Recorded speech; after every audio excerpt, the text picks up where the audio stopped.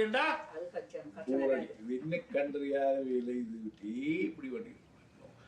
ஒன்றாவது பொழுது என்ன என்னுடைய கர்மாவை எனக்கு தெரிஞ்ச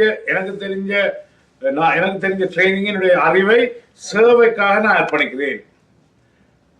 அவன் என்ன பஸ் உலக்கேனா இருந்தா என்ன, இன்னும் பேசுறவனா இருந்தா என்ன, சம்பளத்தை குறைக்கிறவனா இருந்தா என்ன, உன்னுடைய வெளிப்பாடு அவனுக்காக அல்ல.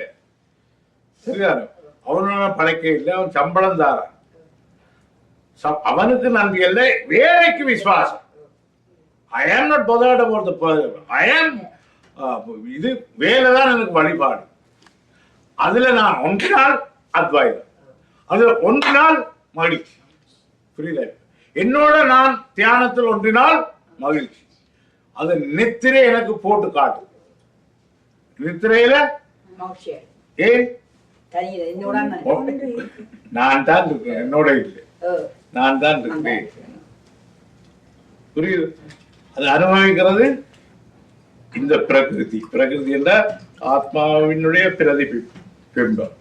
ஆக எந்த வேலை செய்தாலும் உலக வாழ்க்கையில் ஒன்றாயிருப்பது மகிழ்ச்சி, இரண்டாயிருப்பது துன்பம். புரியுது? நான் வேற, அவன் வேற, அவை வேற, இவை வேற.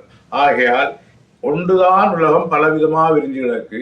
நீ உலகம் நீ ஒன்று, மக்களும் நீயும் ஒன்று, மிருகங்களும் நீயும் ஒன்று என்ற பார்வை நீ வளர்ப்பாயானால், அந்த உறுதிமொழி எடுப்பாயானால், அகம் பிரம்மாஸ்மி என்று சொல்ல செய்வதை நீதான்.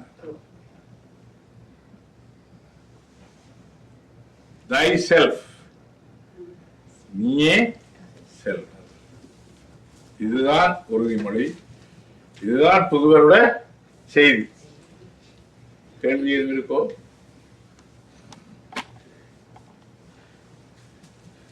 அப்ப every day, in every way, I am becoming better.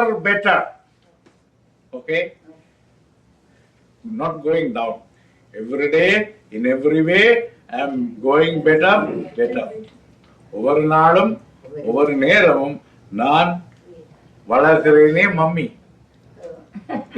இந்தியாவில் நான் வளர்க்கிறேனே மம்மி, போன்விட்டா. இது கம்ப்ளைண்ட். அப்ப நான் ஒவ்வொரு நாளும் ஒவ்வொரு வேளையிலும் I am becoming better and better. சரியோ? வேற என்ன கேள்வி இருக்கு?